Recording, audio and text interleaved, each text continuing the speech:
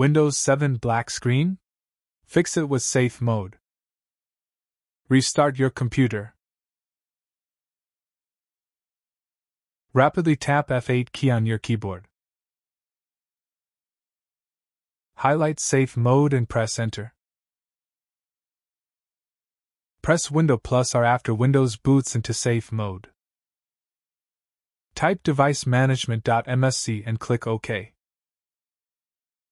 Expand the display adapters category. Right-click the display adapters. Click Uninstall.